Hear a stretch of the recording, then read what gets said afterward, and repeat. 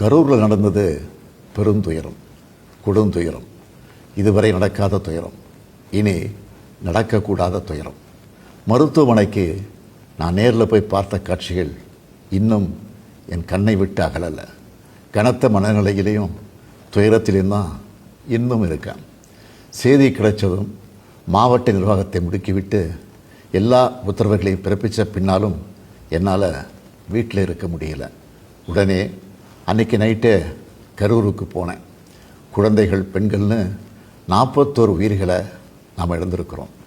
இறந்து போனவங்க குடும்பத்துக்கு தலா 10 லட்சம் ரூபாய் அறிவித்து அதை உடனடியாக வழங்கிட்டு இருக்கோம். ஹாஸ்பிட்டலில் சிகிச்சை பெற்று வர்றவங்களுக்கு அரசு சார்பில் முழு சிகிச்சையை வழங்கி வரோம். நடந்த சம்பவங்களுக்கான முழுமையான உண்மையான காரணத்தை ஆராய முன்னாள் நீதியரசர் அருணா ஜெகதீசன் அவர்கள் தலைமையில் ஒரு நபர் விசாரணை ஆணையம் அமைக்கப்பட்டிருக்கு.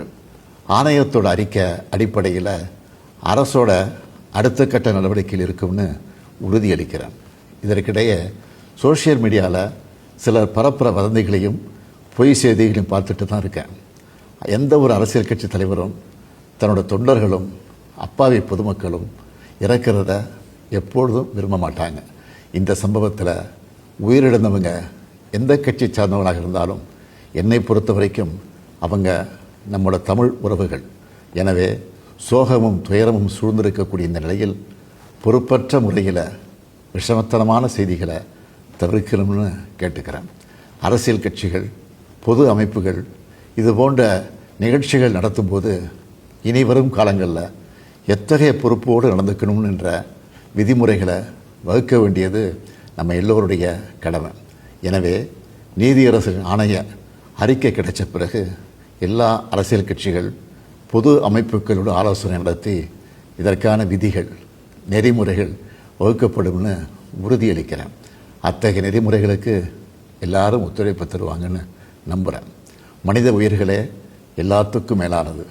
மானுடப்பற்றே அனைவருக்கும் வேண்டியது.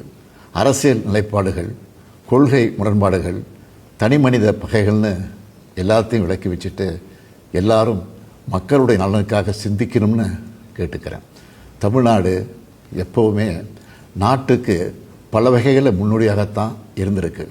இதுபோன்ற நிகழ்வுகள் இனி எந்த காலத்திலையும் நடக்காமல் தடுக்க வேண்டியது நம்ம எல்லோருடைய கடமை. நன்றி, வணக்கம்.